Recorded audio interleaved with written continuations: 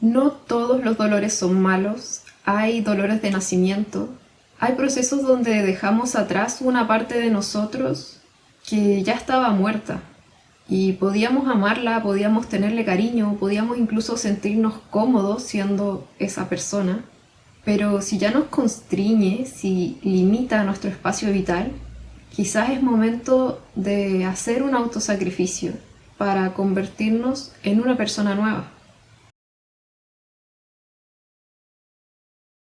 El autosacrificio es un símbolo y un mito judeocristiano que hemos heredado en Occidente, ya seas creyente o no. Y en este video me gustaría aclarar la diferencia entre sacrificar nuestro yo espiritual y hacer un sacrificio del ego, para después explorar en qué consiste el sacrificio para los artistas del presente y qué nos puede ayudar a transitar por estas etapas de iniciación hacia una vida consagrada a la belleza. Cuando hablamos de sacrificio en el ámbito artístico, no nos referimos al sacrificio económico. Quizá eso es lo que hemos creído, lo que nos han hecho creer durante mucho tiempo. Hemos romantizado al artista pobre, al artista que tiene que luchar por conseguir sobresalir. Hemos entendido el sacrificio como vivir en escasez material, como tener que sufrir por nuestra obra o dar más de lo que tenemos, aceptar malas negociaciones por tener estándares laborales muy bajos. Entonces aceptamos tratos que nos hacen sentir poco dignos, nos estamos autosacrificando, pero de alguna manera ese sacrificio es lo que tenemos que hacer para poder vivir de nuestros sueños. Como si ser un mártir le diera más valor a lo que creamos. Y envidiosamente a los que triunfan les llamamos unos vendidos. Y probablemente algunos son vendidos, ¿no? Vendieron su alma al lado oscuro de la banalidad y la fealdad.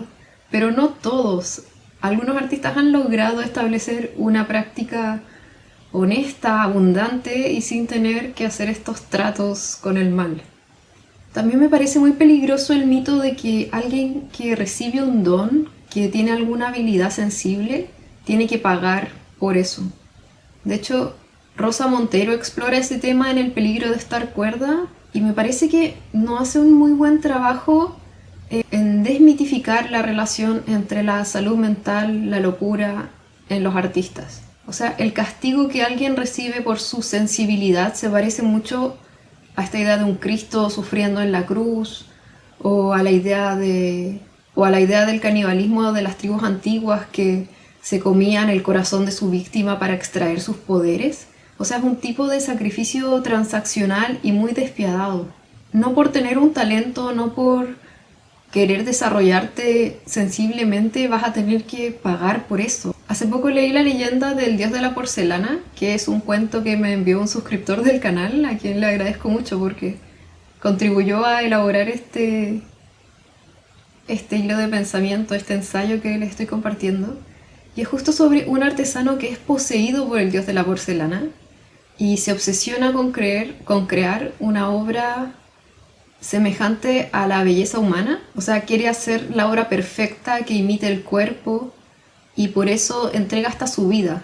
Y creo que como metáfora de esfuerzo, de dedicación, está bien, se entiende. Pero no me gusta la idea de darlo todo, dar tu integridad, dar tu cuerpo, tu identidad, literalmente tu vida por la obra que estás creando. Entonces, si algún daimón o una musa o alguna persona con poder te pide que entregues todo a cambio de perfección artística, por favor, detente y aléjate. Deja de escucharlo ahora mismo. Porque una verdadera fuente de inspiración solo te va a pedir que sacrifiques lo que es incoherente contigo, lo que te hace sentir torpe, trabado, insuficiente, perezoso, mediocre. En la leyenda del dios de la porcelana, el artista, el artesano, se queda atrapado dentro del objeto, se transforma en el objeto que estaba creando, pero a cambio de su alma. Entonces, un ejemplo de cómo nos puede quemar el fuego creativo si es que no lo espiritualizamos, si sacrificamos nuestra alma en lugar de nuestro ego o nuestro yo material. Este artesano se obsesionó tanto en preservar la vida dentro de un objeto que dio su propia vida. Es un ritual oscuro para volverse eterno, para no morir nunca, para volverse en un objeto igual de resistente, de hermoso que la porcelana. Entonces gana la admiración de otros, gana esta belleza física de un objeto artesanal, un objeto que va a perdurar en el tiempo, pero a cambio de dejar de evolucionar como persona, dejar de poder enseñar a otros lo que ha aprendido, a cambio de poder recorrer los infinitos caminos de la belleza. Entonces es diferente sacrificar tu alma a sacrificar tu ego. Es diferente sacrificar tu yo espiritual, tus virtudes, tus creencias, lo que te da sentido, tus principios, a sacrificar tu yo material, o sea, el placer inmediato, el estatus, el aplauso de otros, tu comodidad. Y al hacer arte dejamos huellas de nosotros en las piezas que creamos, ya sean físicas, ya sean algo material, o es un cuento, o es algo intangible. Pero mientras lo hacemos conservamos nuestra alma. Esa es la principal joya que estamos puliendo mientras desarrollamos arte. Yo sí creo que la belleza de una obra refleja el mundo interior de un artista, refleja cuáles son las virtudes que ha conquistado, refleja también sus dificultades, pero la obra no es el artista. Y un ejemplo de una obra que consumió un artista es, por ejemplo, el personaje del Guasón y cómo se metió en la mente de Heath Ledger y empezó a avanzar por sobre su psicología,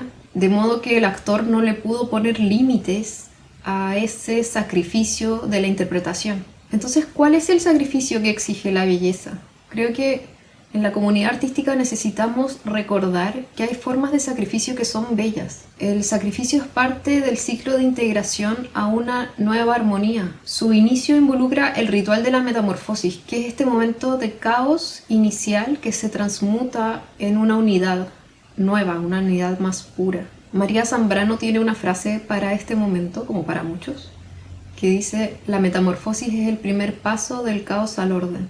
Y creo que eso, aplicándolo como a la vida diaria, significa que cualquier momento, o sea, la etapa donde estés, puede ser ese primer paso hacia una transformación. No tienes que tener los materiales más caros, no tienes que tener el estudio más grande, no tienes que tener todo claro desde el principio.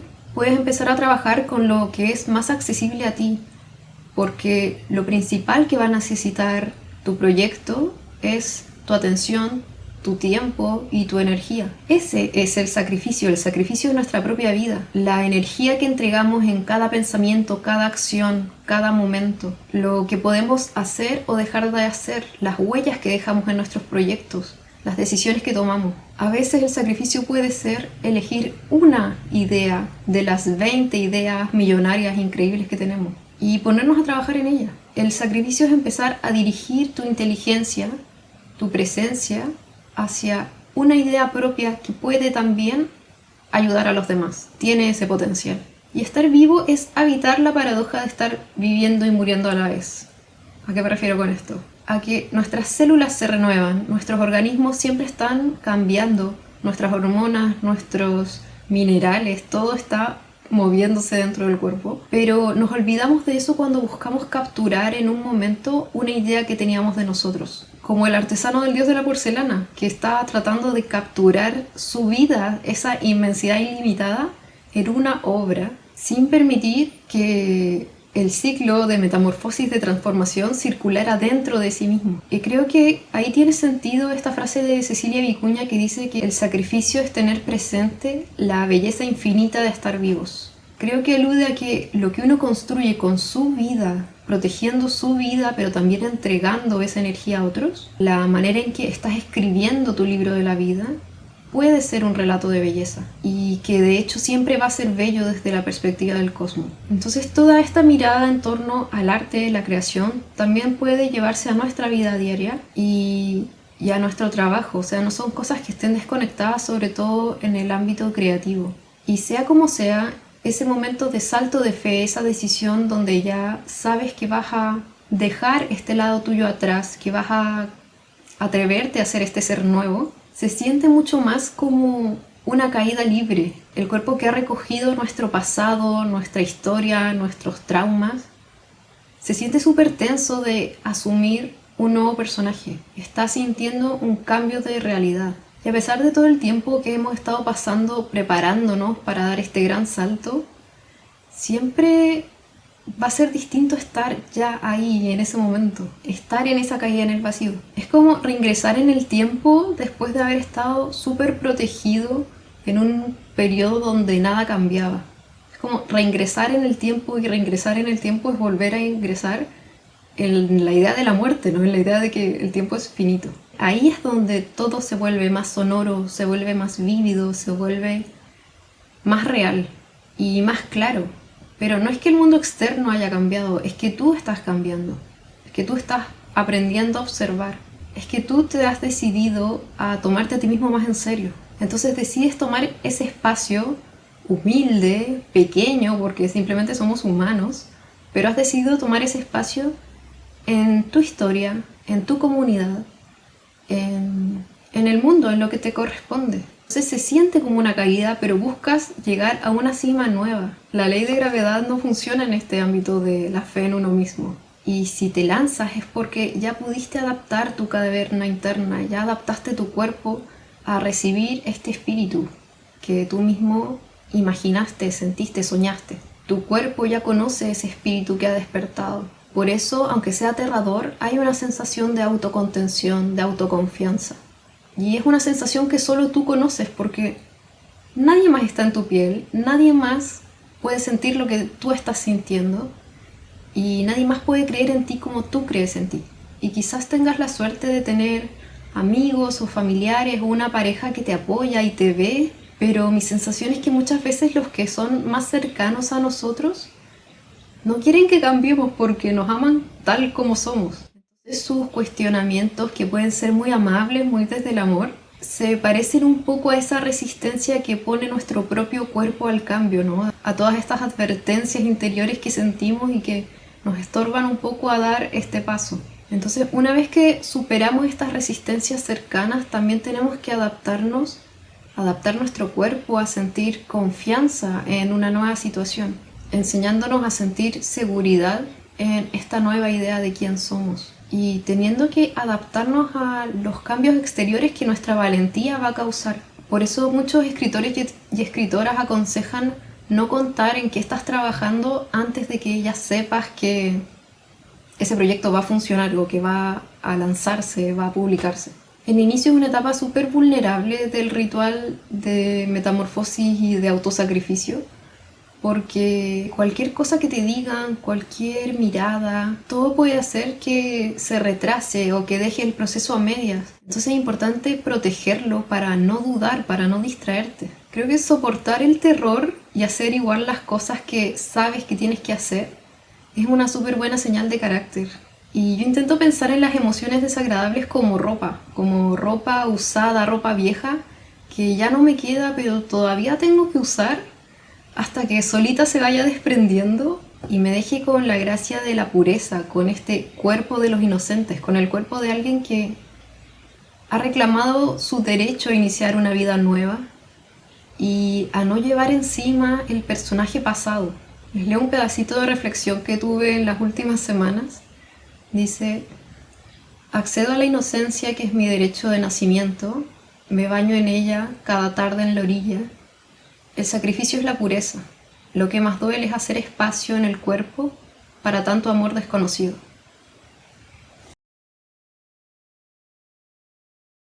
Yo estaba leyendo un libro que se llama Evangelios para la Vida de Alejandro Jodorowsky. Lo terminé recién, pero me lo estoy leyendo hace más de un año. Y lo que él plantea es que la iglesia arruinó la idea del sacrificio. Nos transmitieron mal el Evangelio y nos dejaron con la idea de que Jesús sufrió excesivamente en la cruz, como si no supiera que eso era parte de su misión en la tierra.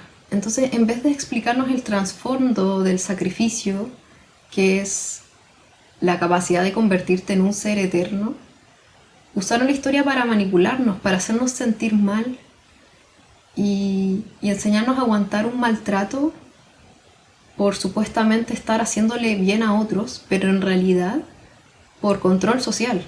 Y seamos o no religiosos, muchos crecimos cerca de estos arquetipos, del arquetipo del mártir o del luchador social sacrificado.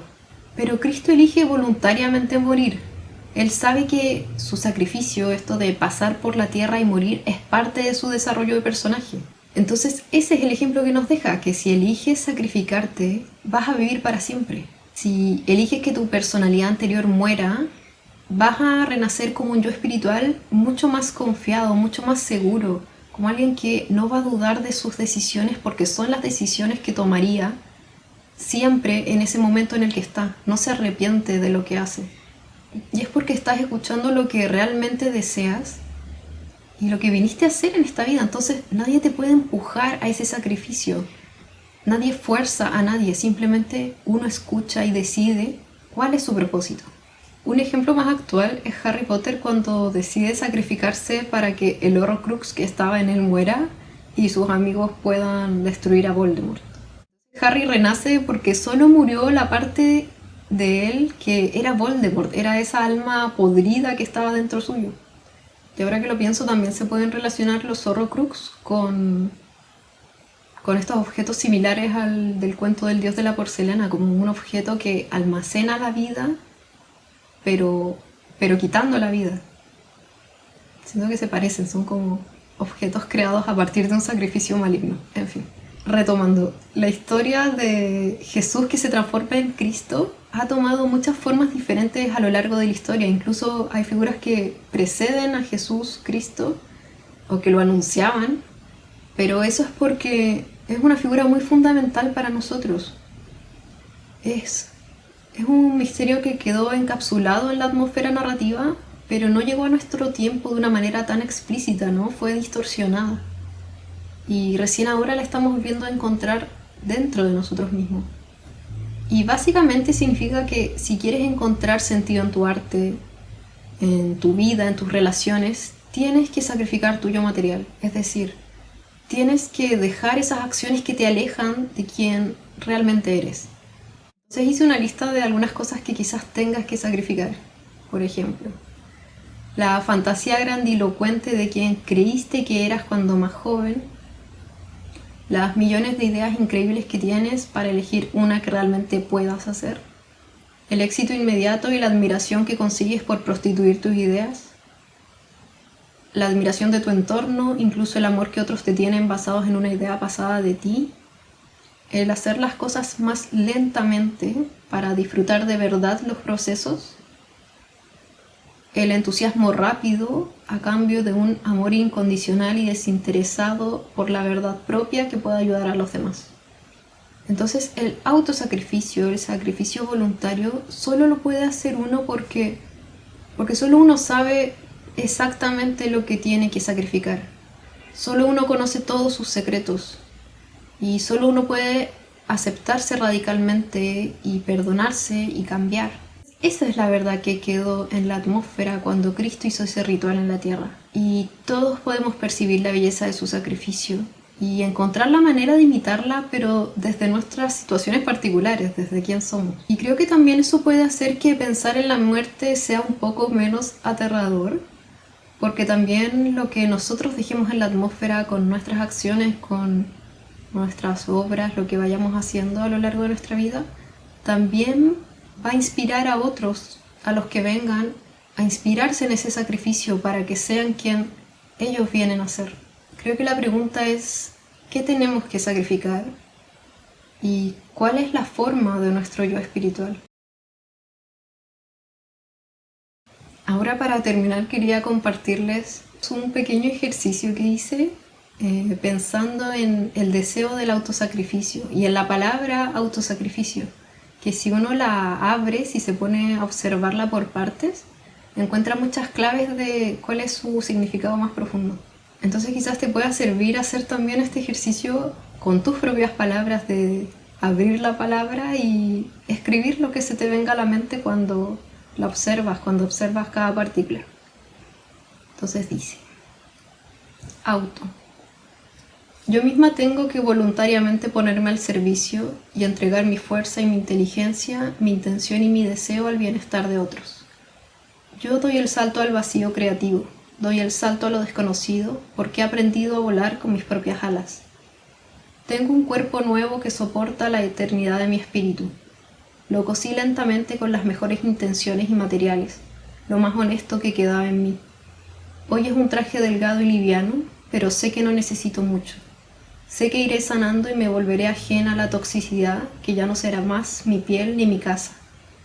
Fortaleceré ese traje etéreo con el que creo obras que reflejan lo mejor de mí. Luego la palabra sacro.